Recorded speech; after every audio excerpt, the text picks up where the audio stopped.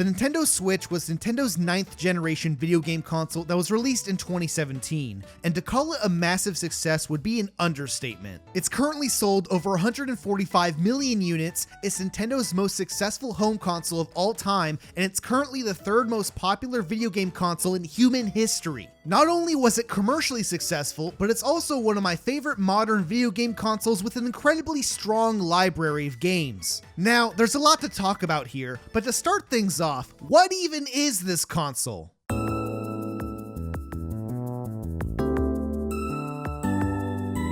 Well, the Nintendo Switch is a touchscreen tablet that can be used as either a home console or taken outside as a portable handheld device, making the Nintendo Switch a hybrid console, the very first of its kind. The controllers itself feature two separate devices called Joy-Cons that have the functionality of a standard Wii U Pro controller when used together, with the only major difference having the D-pad broken up into 4 separate buttons. The benefit of breaking up the D-pad is that it allowed each Joy-Con to be used as a separate controller, which some games use to feature local 2-player co-op. This was achieved by turning the Joy-Cons on their side and adding an SL and SR button that can be used as shoulder buttons. The Nintendo Switch also included strap attachments which raised these buttons and made them much easier to press in this configuration. Functionally, the Joy-Cons are very similar to the Wii Remote, but in a much smaller form factor. The Joy-Cons have a built-in accelerometer and gyroscope for motion controls that can be pointed towards the screen without the need of a sensor bar, and the right-hand Joy-Con also features an NFC reader for amiibo functionality, as well as an infrared depth sensor on the bottom that can be used to detect objects and motions held in front of it, which was only used in WarioWare and literally a handful of games. Nintendo also included HD Rumble with each Joy-Con, a brand new rumble technology that could generate much more fine-tuned tactile feedback. The left-hand Joy-Con also featured a screenshot button which allowed players to capture and upload screenshots to social media, but it was mainly used just to cheat during puzzle games and to take horny creep shots. Now, the magic of the Joy-Cons are the rails on each side that allow the controllers to seamlessly slide and connect onto both sides of the Nintendo Switch, transforming the home console into a handheld console. While in handheld mode, the Nintendo Switch functions exactly the same as the Wii U gamepad, with the only major difference being that since the tablet is the console, it can actually be taken outside and used away from the TV. And once you're finished and you want to return back to the TV, you simply place the Switch back into the dock, press the two buttons on the back sides of the Joy-Cons to detach the controllers from the tablet, and continue playing the Switch at home. That's basically the Nintendo Switch in a nutshell, and the whole concept was pretty cool. Being able to play video games out on the go and at home by using the dock was very intuitive, the hybrid console concept gave the Nintendo Switch tons of versatility, and the console served as the perfect device to play your favorite games wherever you want. However, unlike Nintendo's previous successful consoles like the Wii, which created innovative experiences that gaming has never seen before, the Nintendo Switch wasn't necessarily a revolutionary concept. In fact, Hideo Kojima had already came up with this hybrid gaming concept as early as 2011 by transferring save data between the PSP and PS3 copies of Metal Gear Solid games. And even anyone with a gaming laptop could play games at home or on the go. So with all that said, if Nintendo isn't delivering on a brand new experience no one has ever seen before, why was the Nintendo Switch so massively successful?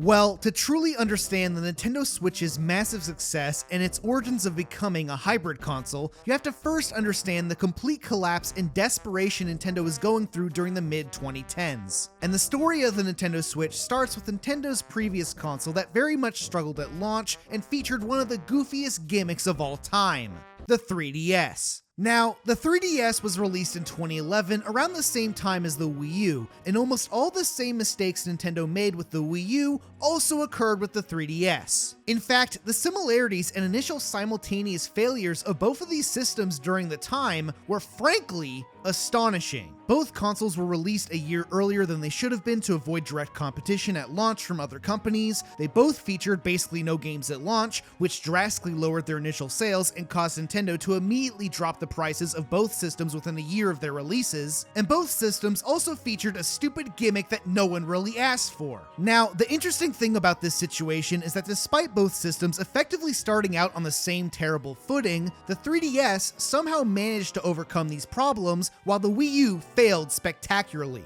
So why was this the case? Well, the pretty obvious analysis for why the 3DS was able to succeed was that the 3DS just had more games earlier on in the system's life cycle that helped boost the sales of the hardware and allowed it to escape the early launch slump. Super Street Fighter IV and the Ocarina of Time port were basically the only games worth jack shit for the first couple of months, but then by the end of 2011, they released Mario Kart 7, Super Mario 3D Land, the Star Fox 64 port, and then they kept the momentum going in 2012 with Kid Icarus Uprising and Animal Crossing New Leaf. And it wasn't until 2013 when Fire Emblem Awakening came out with Link Between Worlds and Pokemon X and Y where the 3DS finally turned the tides and became a fucking awesome system with a ton of great Nintendo games. And that's not even including all the great third-party support that came as a result. Not only did the 3DS straight up just have better games than the Wii U during the first couple of years, but it also had the benefit of being significantly cheaper after its first initial price drop, making it a much easier sell for new customers to get on board. Of course, the Wii U did have some great games later down the road that could have saved the home console from its terrible fate, but it was very much too little too late, and the console quickly became stigmatized by the gaming community for being the console that has nothing to play. Another advantage that the 3DS had was that Nintendo learned from the mistakes of the Virtual Boy and created a slider for the No Glasses 3D that allowed it to be disabled entirely, allowing most players to basically opt out of Nintendo's stupid bullshit and unintentionally turning the 3DS into a very straightforward successor to the Nintendo DS that just had better hardware. On top of all of this, unlike the home console market where the competition was much more fierce, Nintendo's handheld consoles have always completely dominated the market, and once the PS Vita quickly came and went, the 3DS basically became the only dedicated system for handheld gaming. Now, while the 3DS was able to overcome its terrible launch because of all of this, the success of the handheld system was vastly overshadowed by how terrible the Wii U was, and Nintendo was definitely on the back foot during the mid-2010s. While Nintendo had continued to dominate the market for traditional handheld consoles, the new and ever-growing market for smartphone mobile games was an ever-looming crisis for the company, and the future for Nintendo was bleak.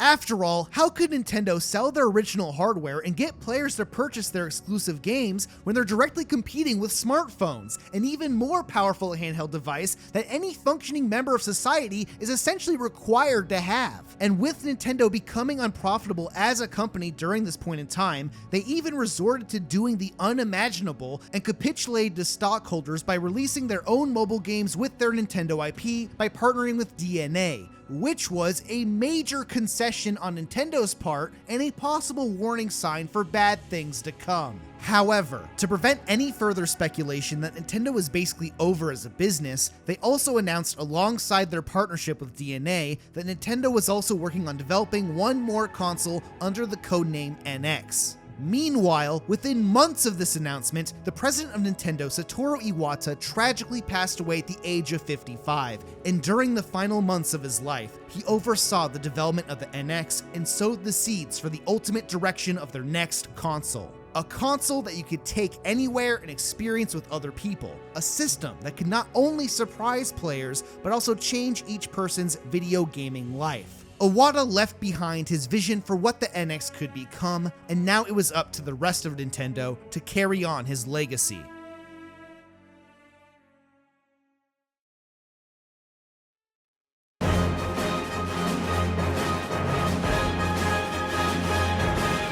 So now in comes the NX, the next and possibly last console from Nintendo as we know it, and the stakes couldn't be higher. Nintendo was panicking like they'd never done before. What innovative, revolutionary console technology could they create that would become the next big thing? The answers were unclear, and shit was super fucked. However, as a last-ditch effort, Nintendo pulled out the big guns, and Shigeru Innovation Miyamoto came to the rescue, and he unironically did the most innovative, groundbreaking, mind-shattering thing he could have possibly done to save the company.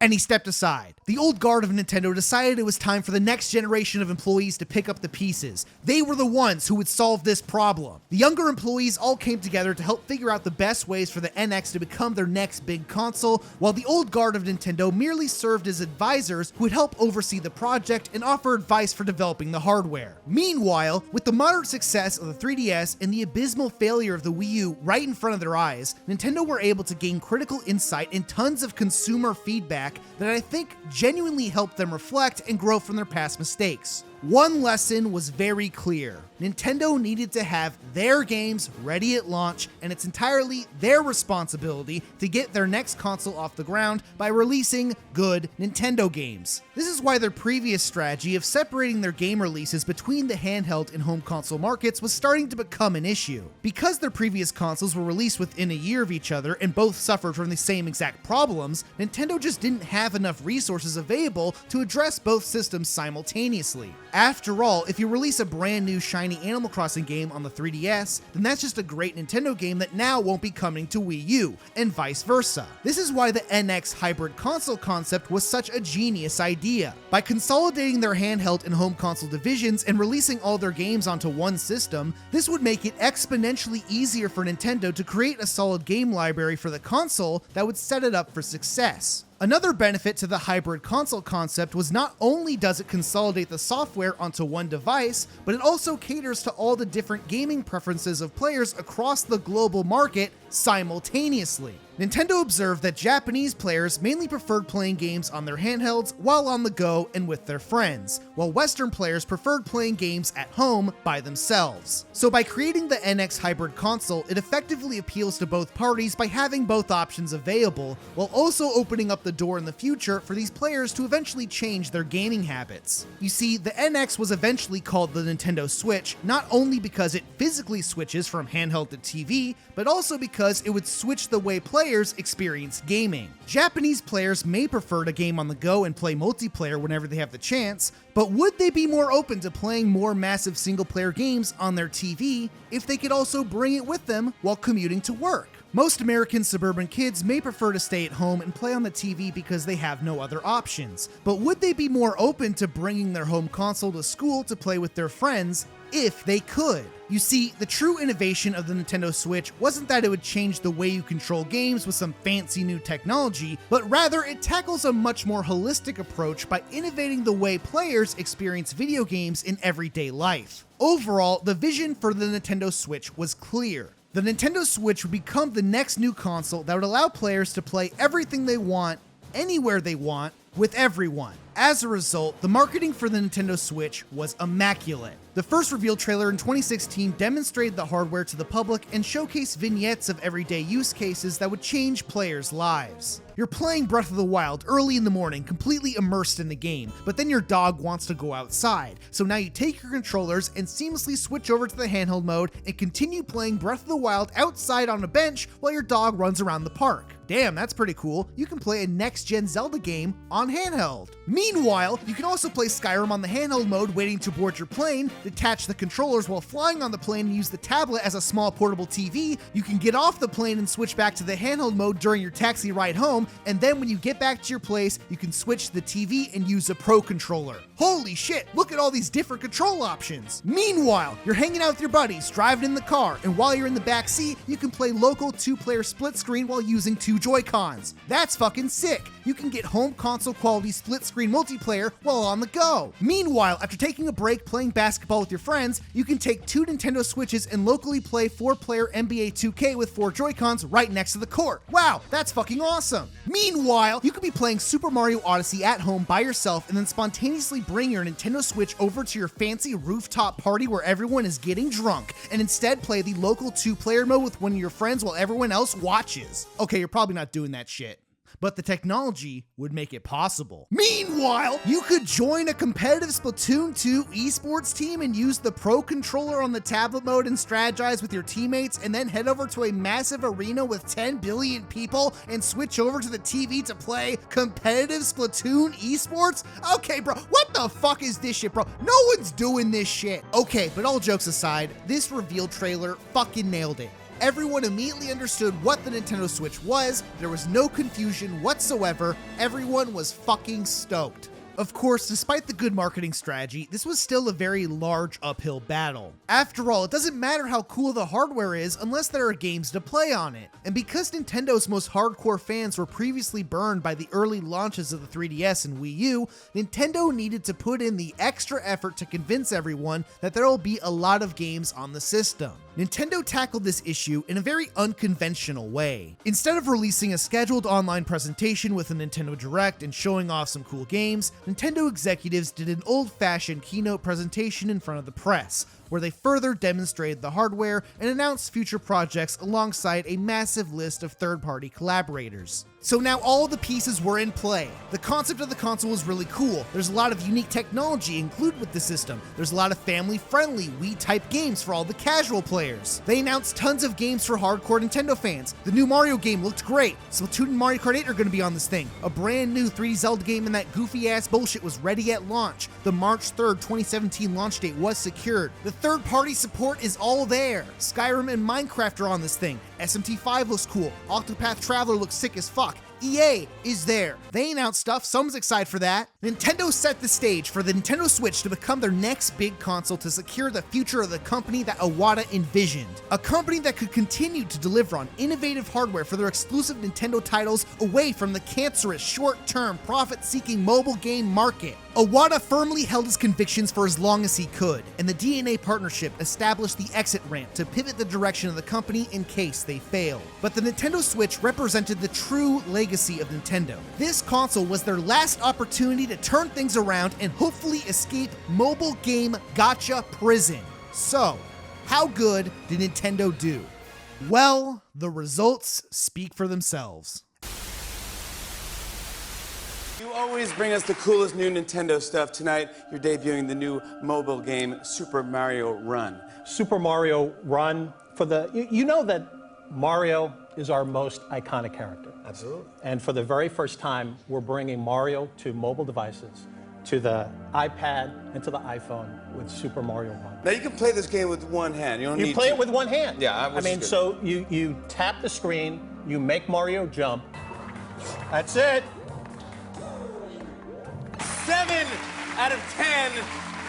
I'm bummed out. I'm really embarrassed. Thank you for giving me this to try out. I really, really appreciate this. It's always good. So, you know, we know you're such a big fan. You're such a great gamer. You love to challenge us to bring you the latest and greatest surprises. We have one more surprise. This is not the Switch. This is the Nintendo Switch. Oh, I'm geeking out. I'm geeking out right now. So this is the Nintendo Switch. So guess what game we're going to play? Don't even say the new Zelda. So for the first time Breath ever, of the Wild. Let me show off. Oh my God! All right, there he is. And you know, you can play it on your TV. You can take it on the go. Oh no, I know everything about this thing because I know there's like these things you can remove, these side things. That's right. There should be a kickstand in the back. You pop this out. I pull out these 2 controls. I give And one we to can you, play? and we play a 2-player game. Exactly. No, this thing is it's 3 consoles in 1 console. Dude, I am freaking out. This is the game changer. Thank you so much, Absolutely. Reggie. I love this. Nintendo's every kid, every human, every person will be playing with this come March. After years of self-reflection and meticulous planning, Nintendo created a clear vision for the future of gaming, and a lot of players wanted to bring it to reality. Now, obviously Breath of the Wild being at launch definitely drove a lot of hype for the system, but it was still very apparent that people were invested in the future of the Nintendo Switch in ways that they weren't with the Wii U, and there's a lot of reasons for that. For starters, the hybrid console concept was a genius idea, and any longtime Nintendo fan understood the benefits of this new system immediately.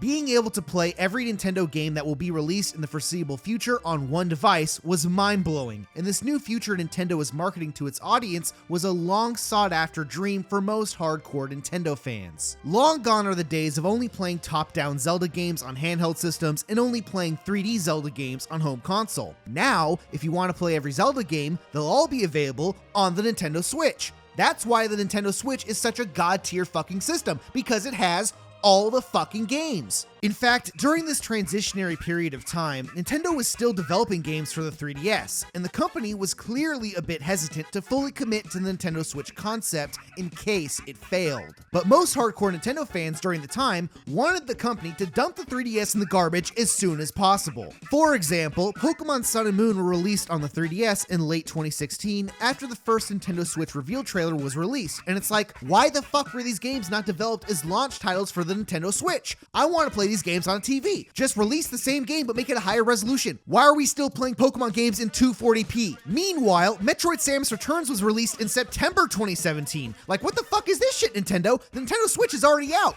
I want to play Metroid games on the Switch. So with all that said, the hybrid console from Nintendo was an immediate success amongst hardcore fans. But even if you only played third-party games, the Nintendo Switch still provided tons of benefits. For example, a generic port of Skyrim on the Nintendo Switch suddenly holds a lot more value than it would on the PlayStation, because now you have a copy of Skyrim on console that you can also take anywhere you want. Okay, I fucking love Skyrim, and the Nintendo Switch port was an easy purchase for me. Alright, that motherfucker in the trailer was playing Skyrim on the plane, and I saw how cool that shit was, so when I went on vacation after the Switch came out, I took my Switch with me on the plane and played through the Thieves Guild on the plane. I literally did the thing in the trailer. Now, granted, there wasn't actually enough room on the airplane to detach the Joy-Cons and calmly lounge back and play through the game on the tablet screen because there's basically no leg room, and some fucking jackass in front of me was slightly reclining their seat and tilting down the fold-down table, so I had to slouch down and resort to holding the Switch like a fucking peasant. But despite all this, I did still play through Skyrim on the plane, and then I went to my hotel room and played Skyrim in the hotel room, okay? That shit was fucking cool. And sure, you can technically get a gaming laptop with an Xbox controller and an HDMI cable and get the same sort of experience as the Nintendo Switch. However, unlike all these previous devices that united handheld and home console gaming with extra accessories and aftermarket solutions, the Nintendo Switch was one dedicated system solely to providing this hybrid gaming experience. You can easily snap the Joy-Cons onto the sides of the tablet and lift it up to immediately switch from the TV and handheld in a millisecond without having to transfer save data. The dock provides a permanent home connection to the TV and also functions as a device to charge both the tablet and the Joy-Cons at the same time, so you don't have to worry about charging multiple devices. And unlike a gaming laptop, the Nintendo Switch is small enough that you can easily carry it around or just throw it in with your luggage or backpack without even thinking about it. Overall, the quote-unquote gimmick of the Nintendo Switch is that it's not really a gimmick, but rather a much more refined solution to uniting handheld and home console gaming. So with all that said, I was very excited to get the Nintendo Switch at launch, and I actually managed to secure a pre-order despite the massive Wii-esque hype around the console, because I was finally a fully grown adult who actually had money. So after many months of waiting, I finally got the Nintendo Switch in the mail along with Breath of the Wild, and my first hands-on experiences unboxing the system were surprisingly awkward. The Joy-Con controllers were a lot smaller than I thought they would be, and it took a lot of time to get used to. Inserting the Switch tablet into the plastic dock felt weird, and I was really afraid of scratching the shit out of the screen. I did that classic Joy-Con thing where I inserted the strap attachments into the Joy-Cons the wrong direction, and I almost sliced my fucking hand open on the sides of the Joy-Cons trying to remove them. And because I wanted to play on my living room TV for my first experience, the included cables for the Nintendo Switch were surprisingly short for my setup, so it actually took me a lot of time faffing about trying to figure things out. However, after setting everything up and finally playing Breath of the Wild for the first time, it was a magical experience. Here I was, a grown-ass adult, completely jaded by Nintendo's Wii era, booting up a groundbreaking, truly open-world Zelda game on Nintendo's fresh new console, re-experiencing my favorite video game series in a brand new way, and after jumping off the Great Plateau and finally exploring the world proper, I had a fucking Ratatouille moment. This game took me back. It was like re-experiencing myself playing Ocarina of Time as a kid for the very first time. It reminded me of why I love video games to begin with. The open world exploration, the combat mechanics, the goofy physics puzzles, the great characters and story, the unstructured open nature of the game where you can do anything you want. It was so fucking cool. And after finally beating the game for the first time and watching the credits roll, I was convinced at this very moment that this is the Nintendo I grew up with. We have finally cleansed ourselves of the Wii era bullshit. Nintendo is fucking back.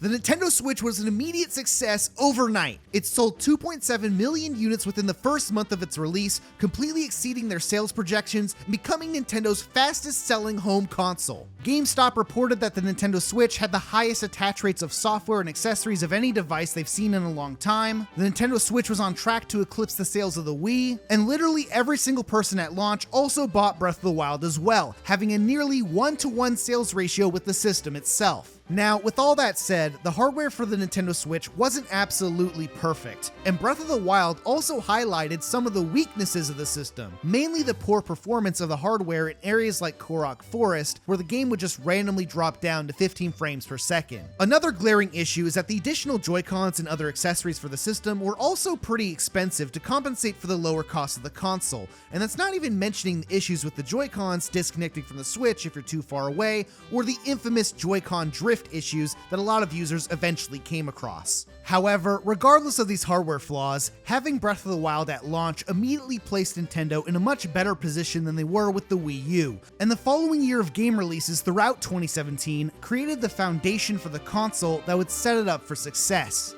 Which was very ironic in retrospect because a lot of those Nintendo Switch games were actually ports of Wii U games, Breath of the Wild included. This was probably one of the only benefits of the Wii U being a miserable failure, because while the console clearly didn't sell well, the games Nintendo were making for the system were excellent, and because the Wii U's life cycle was so short and not that many people experienced these games, Nintendo was able to get away with repackaging and porting over almost all of their old Wii U games onto the Nintendo Switch and selling them as new games to a completely new audience of players, giving them a lot more wiggle room in between the typically larger gaps of time where Nintendo would release their actual new games. Overall, this strategy paid off incredibly well, and you only have to look at the first year of releases for the Nintendo Switch to truly understand how much better they were doing. One of the games that immediately set up the Nintendo Switch for success was Mario Kart 8 Deluxe. Of course, you can't have a successful Nintendo console without Mario Kart on the system, so within a month or so after launch, the Wii U game was immediately brought over to the Switch as a deluxe version that included all the DLC and a proper new battle mode. Now, even as someone who played the Wii U version, I never got a chance to play through the original DLC courses, and the additional benefit of it being on the Nintendo Switch made it a worthwhile purchase just for the portability alone. Meanwhile, Nintendo continued to release more games in June 2017 with their brand new game, ARMS. Now, this was a game I was pretty excited for because I tried out the global test and I had some fun messing around with it with what little time I had. And I was hoping once I dived deeper into the game mechanics, it would hopefully become Nintendo's new de facto fighting game, sort of similar to how Splatoon was Nintendo's unique approach to third-person shooters. However, once I bought this game at launch and played it for a couple of hours, I realized that the mechanics are just not that fun to mess with, and the game had almost no single-player content whatsoever. Now, I'm not going to sit here and break down every single reason why I hated this game, but god damn it, I'm just not a fan of picking off opponents with super long distance spring punches. It's just not that fun. Overall, I don't know what they could have done to make it better, so with all that said, I feel like the whole concept was just a wash and it didn't pan out the way I thought it would. When I bought this game at launch, I honestly only played it for about 10 hours or so and then immediately regretted buying it, which I've only ever done for a handful of Nintendo games. So yeah, this game fucking sucked. Meanwhile, speak of the devil, Splatoon 2 came out a month later, and this game fucking ruled. Now, despite what the title of this game may imply, it's basically just a port of the original Splatoon brought over to the Nintendo Switch with a couple of new weapons and maps. And honestly, that's all anyone wanted. Splatoon was definitely one of the biggest highlights of the Wii U era for me personally, and immediately bringing it over to the Nintendo Switch for an entirely new audience of players was a smart move. Sure, this game is basically not a sequel at all, but it also doesn't really matter because no one on God's earth bought the Wii U anyways, so fair play I guess. Check that one off the list. Moving on to other games I played during the time that weren't made by Nintendo was Monster Hunter Generations Ultimate, which came out in August, and it was basically a giant compilation game of all the old school Monster Hunter games prior to Monster Hunter World. As a fan of Monster Hunter, this game fucking slapped. It had like every monster in existence. You could play it at home or on the go. It's basically all the old games combined into one massive package. It's still worth going back to if you want to play old school Monster Hunter. I highly recommend it. More Wii U games are jumping ship. Nintendo released Pokken Tournament DX, which is just the same game as before with new characters and DLC. To be completely honest, I didn't play this game on the Wii U, and I didn't play this game on the Nintendo Switch. But because it was a Wii U port, we will add it to the ever-growing list of Wii U games that broke out of jail. Good job, Pokken Tournament! Moving into October, Nintendo finally released the next proper 3D Mario game with Super Mario Odyssey. This is how you launch a goddamn system. Back to back to back bangers. After waiting all this time with Nintendo putting out new Super Mario Bros. Games and these 2D, 3D hybrid games, we finally got the true sequel to Super Mario Galaxy. Now, I do have some criticisms of this game overall, like the overabundance of moons and not enough levels, but everything else about this game was fantastic. The platforming physics felt great, the music was awesome, this game has some really fun set pieces, and it's so refreshing for Nintendo to finally be putting out all these games that I've been begging them for a very long time, all on one console. Then Nintendo ended 2017 by releasing a sequel to one of their most critically acclaimed games of all time, Xenoblade Chronicles 2. I have a lot of thoughts about this game, but we'll get to that later. Bayonetta 2 escaped the Wii U dungeons and got ported over to the Nintendo Switch in February 2018 alongside the original game. We got both of these awesome games on the go. This shit fucking rules. Nintendo Switch, baby. Woo! The list keeps growing. Kirby Star Allies also came out in March 2018. It's fucking 2D Kirby. You already know what it is. We got classic side-scroller Kirby action on the Nintendo Switch. Nintendo keeps checking all the boxes. They're putting in the fucking work. Now, we've been moving at a breakneck pace so far, talking about all these games, and I definitely skipped over tons of other stuff in 2017, but overall, this briefly sums up the first year of the Nintendo Switch. They launched the system with Breath of the Wild. They also launched it with the 1-2 Switcheroo game. I don't know, I didn't play that shit. They immediately released a Mario Kart, immediately released a new 3D Mario game, Splatoon 2. They released some good games, some bad games, some games I don't want to talk about right now. The system immediately had so much support from Nintendo, and this is why the Nintendo Switch went on to become such a massive success. Within the first year of its launch, Nintendo had already delivered on some of the most highly requested franchises right out the gate, and that's not even including the fact that a new Super Smash Bros. Game was already announced at this point and was scheduled on being released later in 2018. Like, that shit was about to come out too! Not only is the Nintendo Switch an amazing concept for a console, but Nintendo was also giving people reasons to immediately pick one up. This is why the Nintendo Switch was widely considered to be the fastest selling game console in human history. The Nintendo Switch was eclipsing the sales of the Wii U's lifetime sales within the first year, fastest selling console in Japan, outselling the PlayStation 2 during its first year, fastest selling console in the United States, fastest selling console in France, fastest selling console in Canada. Everyone was fucking buying the Nintendo Switch. Like, there's still all these Switch games I haven't even talked about yet. We're not even halfway through 2018, and the Nintendo Switch is already dominating the entire fucking industry. The Nintendo Switch was too fucking good. It was so good right out the gate, and there's nothing else to talk about. Meanwhile, Nintendo announces Nintendo Labo. They're making games with fucking cardboard. It's like the goofiest shit I've ever fucking seen. This would never make it off the ground floor for any other company, but Nintendo was dominating with the Nintendo Switch so fucking hard that after they announced Nintendo Labo, their stocks rose by 2%. Like, what the fuck is happening? A couple of years ago, these guys were about to jump off a bridge and resorted to making shitty Nintendo mobile games for the dumb fuck masses, but now they're making video games with fucking cardboard,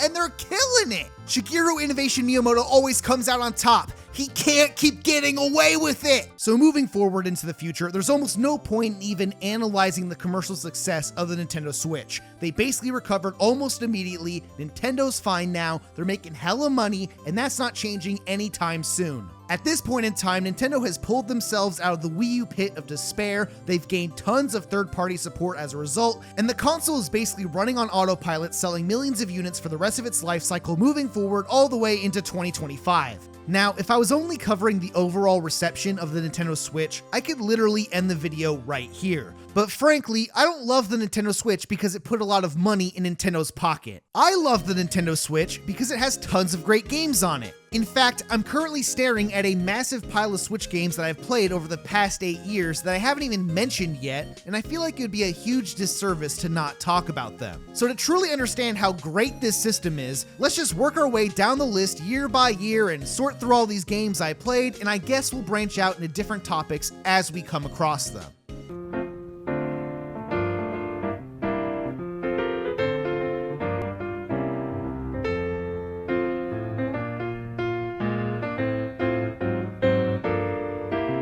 Continuing with 2018, more Wii U games have been ported to Switch. Hyrule Warriors escaped the Wii U, Donkey Kong Tropical Freeze escaped the Wii U, even Captain Toad got ported to Switch. Meanwhile, Nintendo also released Mario Tennis Aces, which was fun while it lasted, but ultimately it didn't have a lot of single-player content to keep me engaged. Now, this is a common theme for Nintendo Switch games, especially with the Mario sports games in particular. I feel like with a lot of these games, Nintendo was kind of rushing them out, and I feel like most people bought these with the assumption that Nintendo could improve the base game at a later date with free DLC or other updates, but this basically never panned out for most of their games. I used to have a lot of fun with these Mario sports games, especially the ones on the GameCube, but nowadays I feel like if you're not planning on playing these games with friends, there aren't too many reasons to pick them up. This was also the case with another game released in 2018, Super Mario Party. Again, the gameplay was pretty fun, and it was a really refreshing new take on the Mario Party formula, but this game only had like 4 game boards, and yeah, it did have all these other game modes that no one cared about, but if you wanted the standard Mario Party experience, this game doesn't have that much content.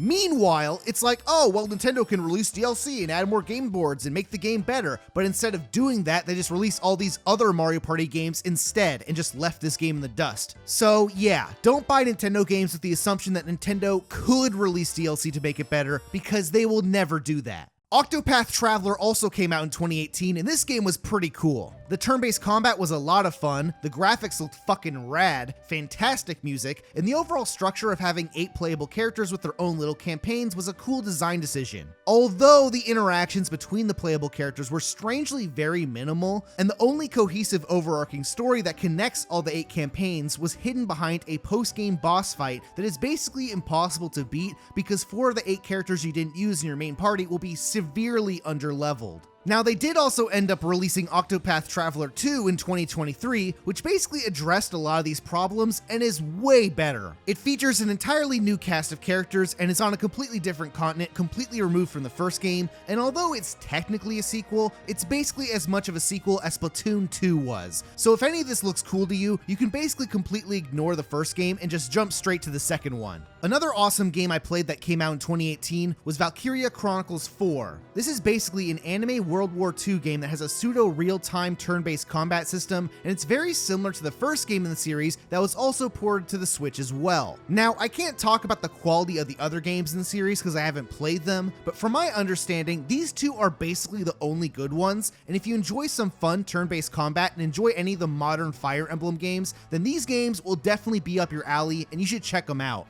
Pokemon Let's Go Eevee and Pikachu also came out in 2018, and I feel like the only reason people played these games is because everyone was just desperate to play any Pokemon game on the Nintendo Switch, and this was the only Pokemon game on the system during the time. Overall, it's like a weird hybrid between Pokemon Go and Pokemon Red and Blue, and despite how baby simple these games were, I did have a decent time with it. More notably, these games also came with those goofy ass Pokemon Joy-Con controllers that you could use to like throw to catch Pokemon in the game or something, which I did actually end up buying as well because I'm a fucking idiot, but overall, it was basically just a fun novelty and a massive waste of money. Another great port for Nintendo Switch that I ended up playing was Okami, which is basically like if Wolf-Link from Twilight Princess had its own game, and it was arguably just better. Now, Okami was originally a PS2 game, and it's been ported to tons of other systems as well, but the thing that was really special about this specific port for me personally was that I ended up buying the physical copy that was only released in Japan, which I was able to play on my American Switch in English because the Nintendo Switch removed the region locking, which was fucking awesome. As a huge fan of video games, I really enjoy having the physical copies of games on hand because I still don't trust that I'll have access to my digital copies of games forever, and the added benefit of owning the physical copies is that the game cases for the Nintendo Switch are some of the cleanest looking game boxes in gaming history. The size of the game cases are perfect for the SD cards and any optional included materials, the box art and spines look super clean, and the coolest aspect of the game cases is that the plastic is purposely transparent, allowing the developers to showcase their amazing game art inside of the case when you open it. It's so fucking cool. However, one unique problem that has come about from making the system region-free is that a lot of third-party sellers online will sometimes end up selling you copies from other regions of the world without telling you,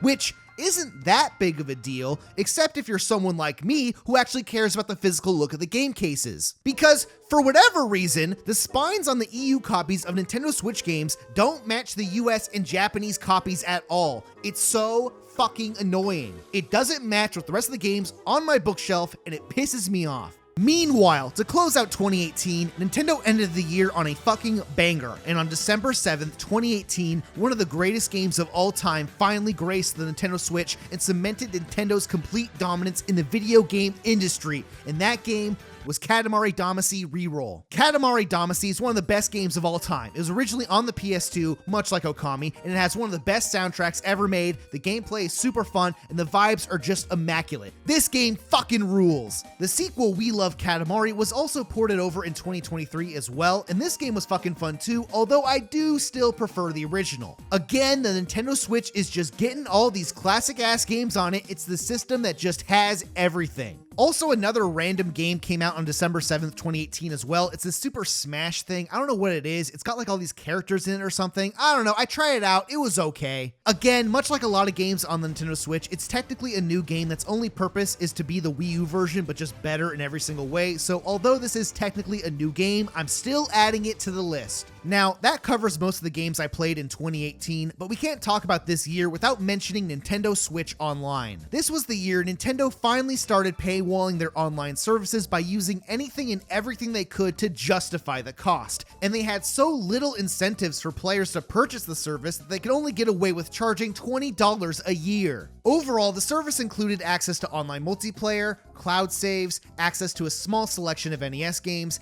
and access to the Nintendo Switch smartphone app that you could use to do voice chat through it or some shit. I don't even know what this is for. I literally forgot this thing existed. Now, the annoying thing about Nintendo Switch Online is that it was so clear as day that Nintendo was just charging for online multiplayer just for the sake of doing so, and it honestly just felt like a scam, especially considering the fact that they've never charged for online services up until this point. It also didn't help that Nintendo built up the Splatoon series with online multiplayer that was free, whose player base now has to go out and pay a subscription service to essentially play the game at all, which was honestly just kinda sad to see. Kids would literally post on the in-game Miiverse crying about how it's their last day before they can't play anymore and how the service was essentially Thanos snapping the Splatoon player base in half, and the whole situation was just kinda bullshit. Meanwhile, the only thing really worth jack shit for the subscription service is, yet again, playing fucking Super Mario Bros. On NES for the 100th time in a row. Now, in classic Nintendo Switch fashion, Nintendo would slowly drip feed new downloadable games throughout the year at a snail-like pace in an attempt to maintain subscriptions over time. And after waiting months and months, Nintendo would finally hop on to the latest Nintendo Direct and just be like, okay gamers, we're finally adding more NES games to Nintendo Switch Online. Starting today, you can now play the classic NES game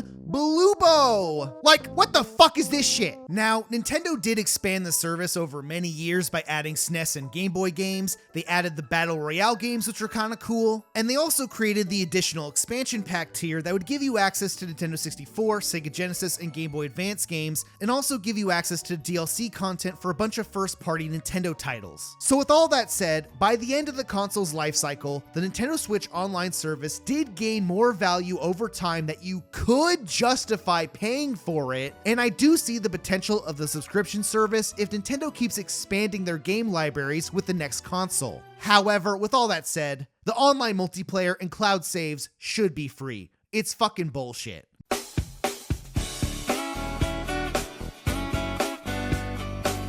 Moving on to 2019, more games have jumped off the Wii U sinking ship. Super Mario Maker has jumped onto the life raft. New Super Mario Bros. U used its upper class privilege to skip the line and made it on board even though it deserves to drown in the ocean. And with no more room left, Yoshi's Woolly World somehow managed to grab onto a floating door in the water and crash landed onto the 3DS. How the fuck did that happen? Oh wait, never mind. Apparently its weirdo cousin somehow made it on board. It's Yoshi's Crafted World. It's like a pseudo replacement sequel to Yoshi's Woolly World, but you can switch between two perspectives while 2D side-scrolling. It's a completely different game, but it's also kind of a pseudo sequel to the Wii U game. What the fuck?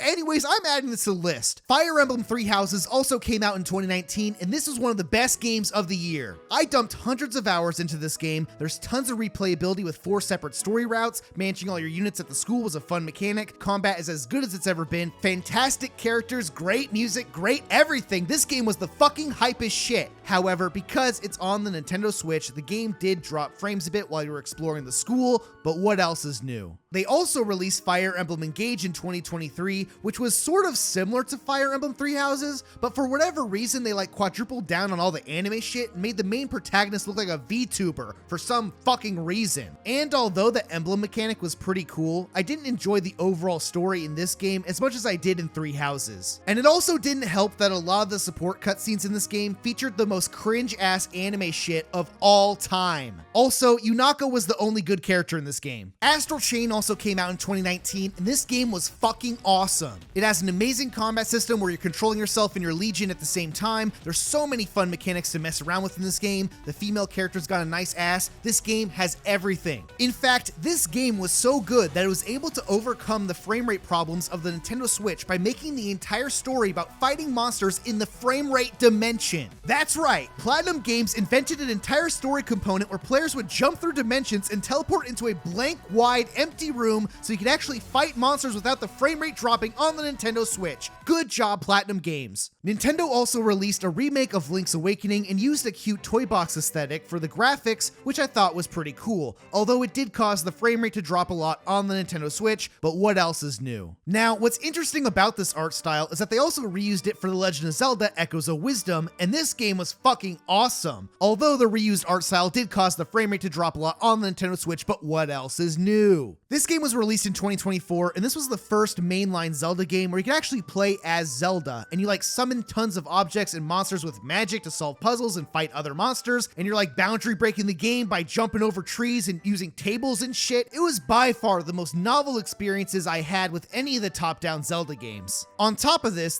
game was clearly very inspired by Breath of the Wild with the open world exploration, but it also held its own with the classic top-down Zelda puzzles and dungeons. Overall, it was a perfect mix of both styles of Zelda. Ring Fit Adventure also came out in 2019, and I actually decided to buy this during the pandemic to try to help myself stay in shape. Now, because this is a pseudo fitness game like Wii Fit where you kind of just jog in place in front of the TV, I wasn't expecting this game to genuinely be a good workout, but honestly, this game fucks you up. You basically control the game with the ring peripheral that you place one of the Joy-Cons in, and then also includes a leg strap with a pocket that holds your other Joy-Con. And because both Joy-Cons have some really good motion controls built into them, you do genuinely have to work out to play the game. The difference with this game as opposed to Wii Fit is that it's actually a turn-based adventure game where you fight enemies by doing workouts. So instead of standing on the balance board and doing some goofy balance mini games, you actually have to do these lengthy sets of workouts like squats or crunches,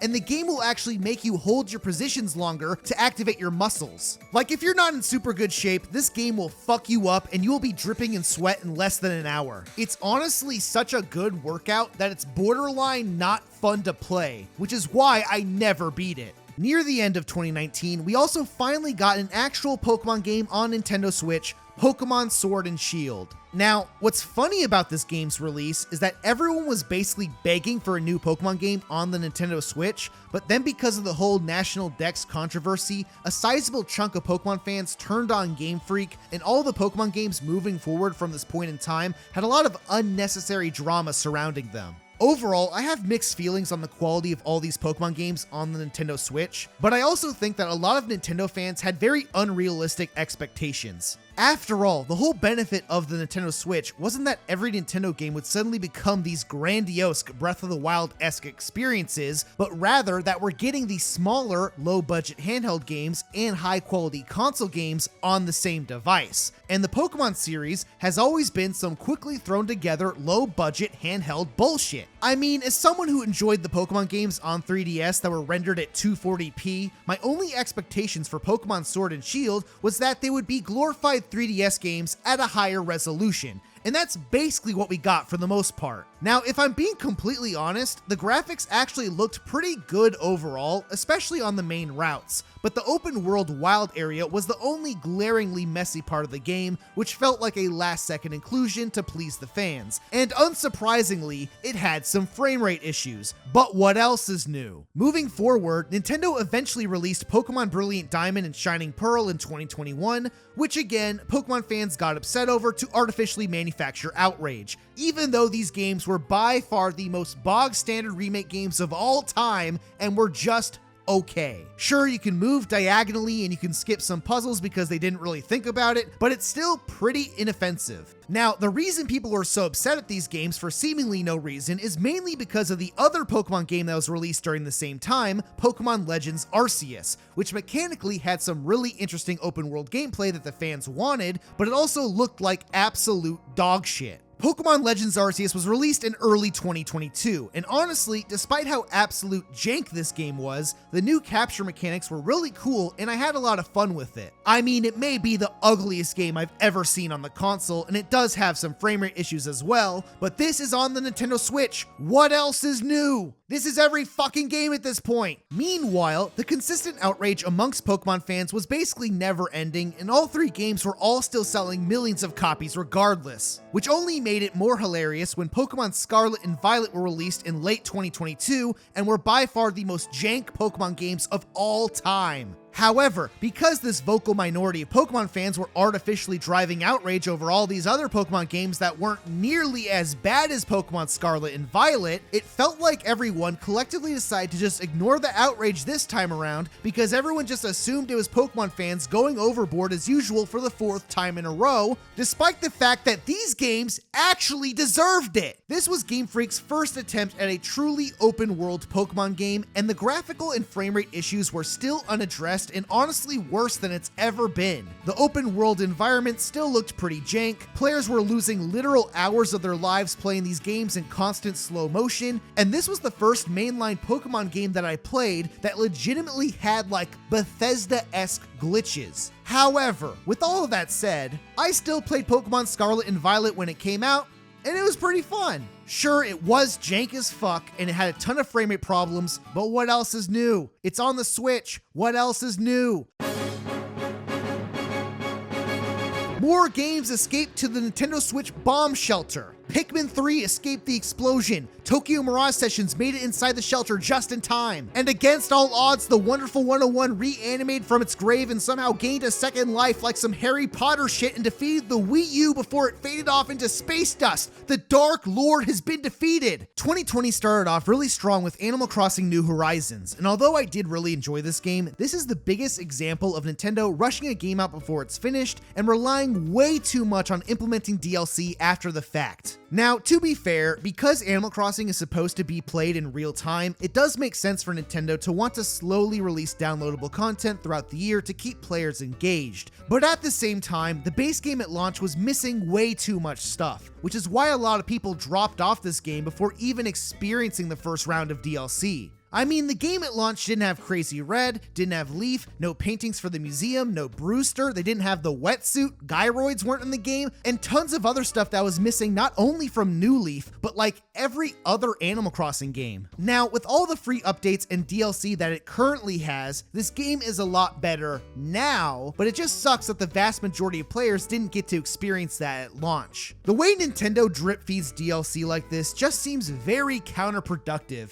It's just not a very good approach. Still, with all that said, this game was awesome to play during the pandemic. In the hellscape world where motherfuckers were ignoring all the COVID protocols and prolonging this shit way longer than it needed to be and killing themselves off in the lamest way possible, I was just catching butterflies and trying to get all the hybrid flowers. It was a fun time for sure. This was also the year that Nintendo released the definitive edition of Xenoblade Chronicles, which I never played before. So once again, the Nintendo Switch is giving me more opportunities to try out these cult classics. Overall, it's basically like a single-player MMO where all the side quests are just pointless bullshit and you don't read any of the text and you just mindlessly do the objectives, and the combat system is basically entering battle and going through your optimal rotation of abilities. Honestly, I went into this game with basically no expectations and I had a really fun time with it, and although the story was fantastic, it definitely did drag a bit at the 70 to 80 hour mark. Now, I actually ended up picking up Xenoblade Chronicles 2 back in 2017 based off of the success of the first game, and I definitely bounced off it pretty quick. However, after finally beating Xenoblade Chronicles 1 and having a good time with it, I tried going back to Xenoblade Chronicles 2 with this newfound perspective, and once again, bounced off it again. And I've come to the conclusion at this point in time that this game is just not that good. The new driver system vastly limits your abilities to only using 3 out of 4 driver arts for really no reason, again, and although you can swap blades mid-battle, which gives you access to other driver arts and allows for some more options, the only way to unlock more blades is to participate in this shitty gacha system where the game will just randomly hand out low-tier generic blades until the game pities you enough to give you the actual real blades that are good.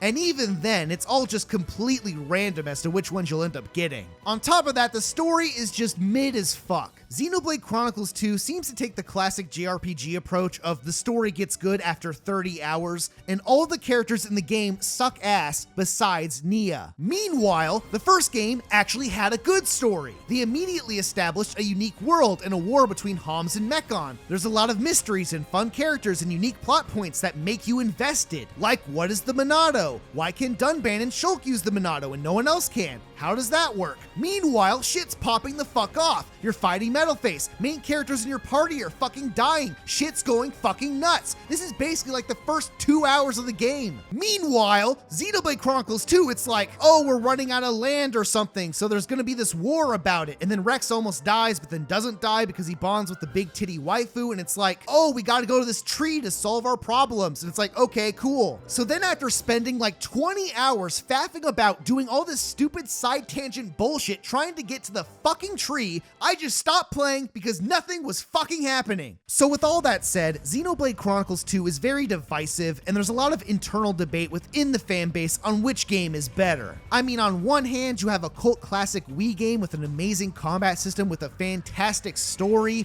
and then on the other hand, this game is big titties. So unfortunately, it's all still up in the air. However, this debate doesn't really matter anymore because Nintendo eventually released Xenoblade Chronicles 3 in 2022, and this game is the best one. Right off the bat, the game establishes a crazy world of a never-ending war where you can only live for 10 years, the war itself being acted out between warring factions that represent the contrasting worlds of Xenoblade 1 and 2, very much symbolic of the internal debate amongst the fandom itself, which was very self-aware considering the state of the series. The world is also very weird and makes no sense. Like, you can only live for 10 years, but clearly characters are much older than that, so why is that the case? Why is the war happening? How does life work in this world? Meanwhile, they do a co-ed bathing scene that's very sexless and unhuman, which makes a lot of sense in universe and in a world of constant war, which definitely felt inspired by Starship Troopers. Again, this is very good storytelling. This is only the first couple hours of the game. Xenoblade Chronicles 3 is immediately interesting. Meanwhile, the core group of characters are really good and have fun chemistry. The combat system is basically like the second game if it was actually good.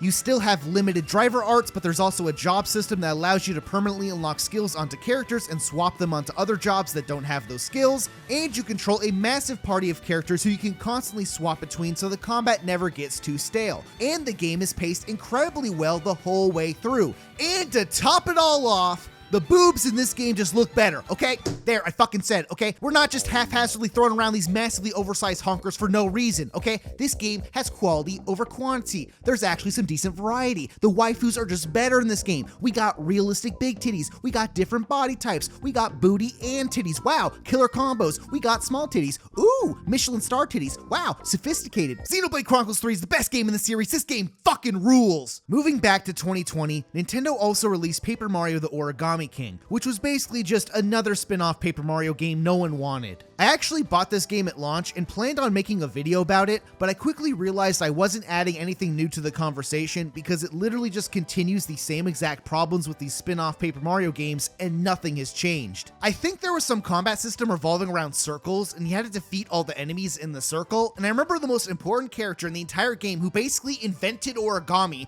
was literally a generic toad in a random house somewhere. That is a real thing that happened. Anyways, to anyone following the Paper Mario series up until this point, this is not surprising in the slightest, but luckily it seems like Nintendo has finally started to not self-sabotage themselves for no reason because they actually released a remake of Paper Mario the Thousand Year Door out of nowhere. Which is very notable because by immediately skipping the first game and remaking the second one, they've basically admitted that they're aware that most people actually like the Thousand Year Door instead of all this modern Paper Mario bullshit. Not only that, but they also released a remake for Super Mario RPG in 2023, and they made a new Mario & Luigi game in 2024, which goes to show that Nintendo is at the very least paying attention to what fans actually want and seems to be diving back into making actual Mario RPGs. Now, does that mean that we'll finally get an actual third Paper Mario game in the series? Well, I'm still not entirely sure yet, but I'm at least a bit more hopeful.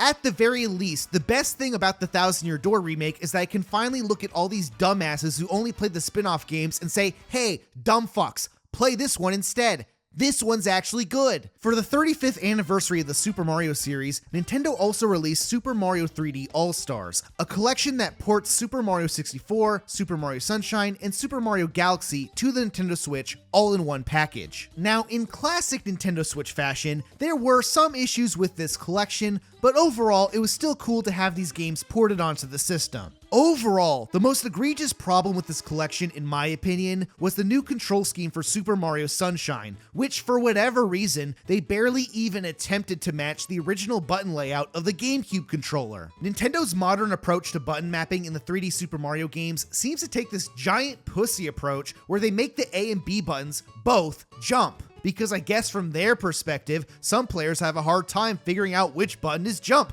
so then they just make it both buttons, which is fucking stupid. They did the same shit for Super Mario Odyssey for seemingly no reason, and now they've retroactively done it for Super Mario Sunshine when it was never like that before, so they basically just fucked up all the controls. Luckily, because the Nintendo Switch allows you to remap your Joy-Con buttons in the software menu at this point in time, I was actually able to cobble together a remapped button layout that actually made the game playable. But honestly, it shouldn't have to come to this. At the end of the day, Nintendo should be the adults in the room and just pick a single button for jump. Why are we prolonging this issue and catering to multiple preferences for literally no fucking reason? Just pick a fucking button and move on with this shit. 2020 ended off pretty strong with Hyrule Warriors Age of Calamity, which was once again another Dynasty Warriors clone, but this time it borderline had the same exact graphics and art style of Breath of the Wild, which was fucking trippy. It's actually a really fun game, but in classic Nintendo Switch fashion, this game in particular is extremely jank and has tons of frame rate problems. But what else is new? What else is fucking new?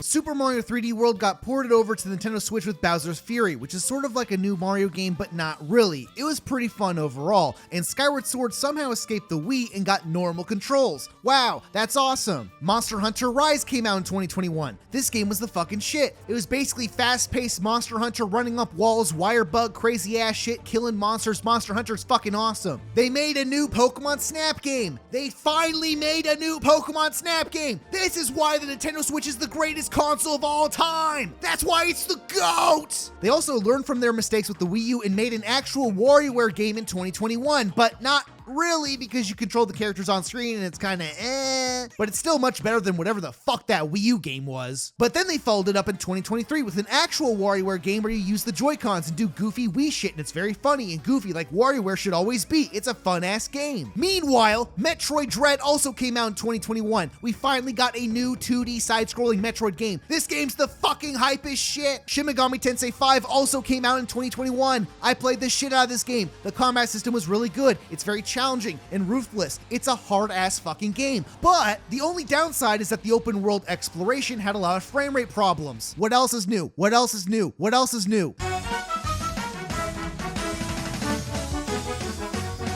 Jesus Christ, there's so many fucking games on this goddamn system. Kirby and the Forgotten Land came out in 2022. It was an actual 3D Kirby game, a completely new approach to the Kirby formula. I fucking love this game. I played the shit out of it. It's one of the best Kirby games I've ever played. Maybe the best Kirby game of all time. Triangle Strategy also came out in 2022. This game was pretty fun, although the story has a pretty lackluster ending unless you somehow manage to do the hidden secret ending, which is the only good ending. But you probably won't do that because you have to democratically vote to determine how the story progresses through the routes, and you have to convince your teammates to make certain choices, which sometimes you will never be able to do depending on the dialogue options you decide to take during the time. So overall, I thought this game was cool, but story-wise, it can be a bit unfulfilling and anticlimactic, but that's kind of the point. It's very Game of Thrones-esque in that regard. Splatoon 3 also came out in 2022. I don't know why the fuck they made this game. Splatoon 2 is barely a sequel to Splatoon 1, and now they're making Splatoon 3, which is barely a sequel to Splatoon 2, but it's whatever though. I did buy it and play it, and it was fun. Although it feels like the only reason this game exists is to repopulate the player base after Nintendo nuked Splatoon 2 to death with Nintendo Switch Online. Bayonetta 3 also came out in 2022, and this game fucking sucked ass. This was Platinum Games' worst game by far. It has the worst ending to a video game I have ever played. The combat system is still pretty fun, and there's definitely some highlights, but it's by far the worst trilogy ender of all time, literally slapping the fans in the face and self-immolating the series at the same time. What the fuck happened? Persona 5 Royal also got ported over to the Switch, which was legitimately a flawless port, and I played the shit out of this game. It's got an amazing combat system, god-tier menu aesthetics, music is goated, great-ass game, but holy shit, it took me 125 hours to beat it. Why is this game so fucking long?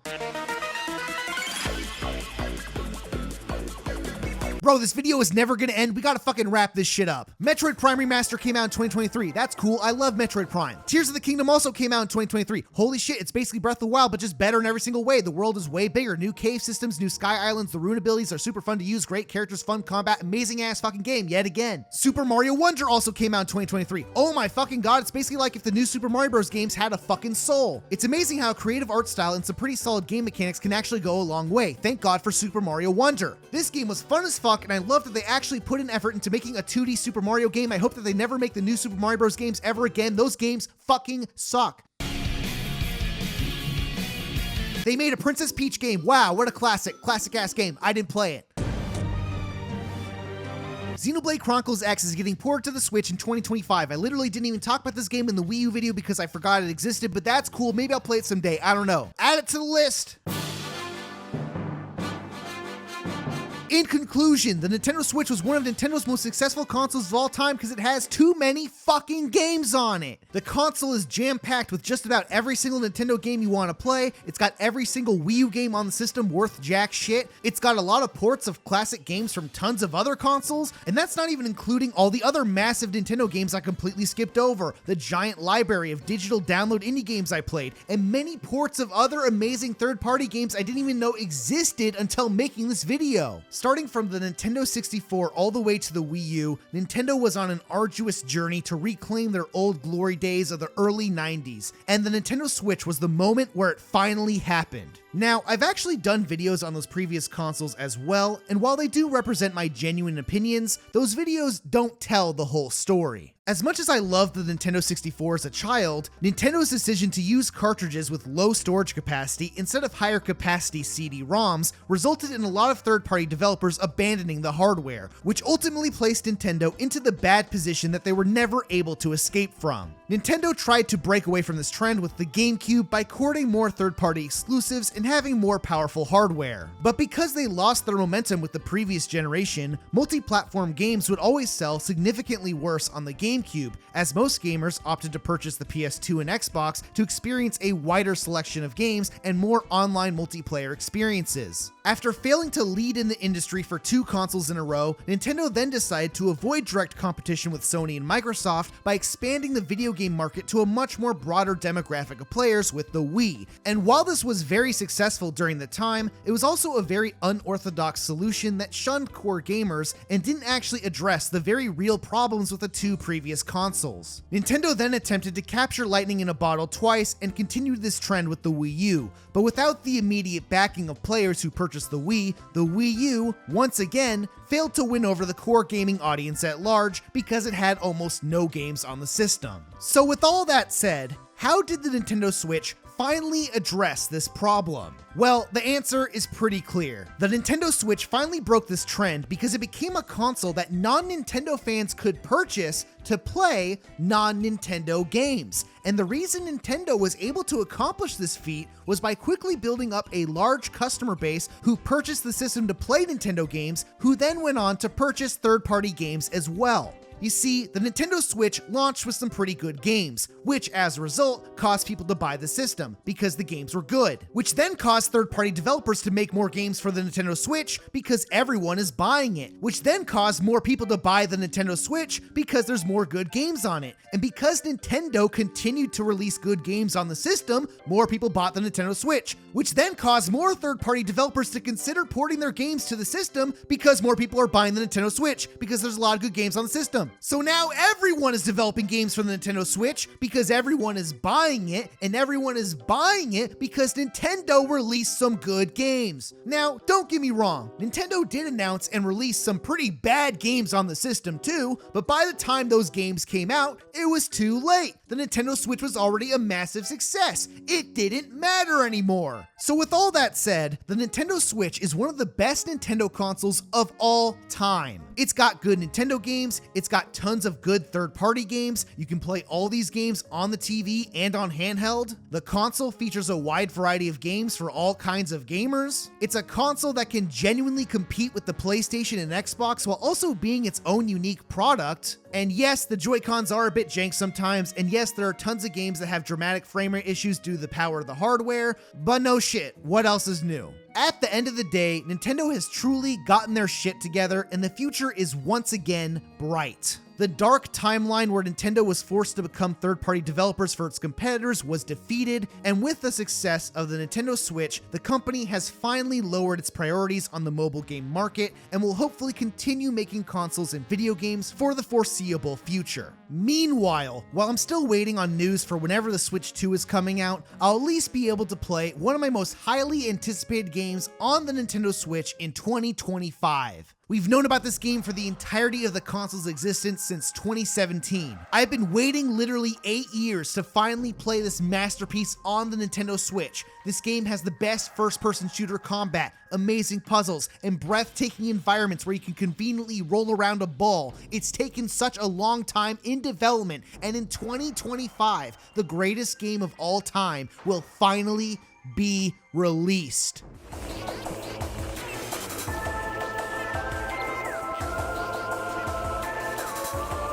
Blubbers on the fucking Switch!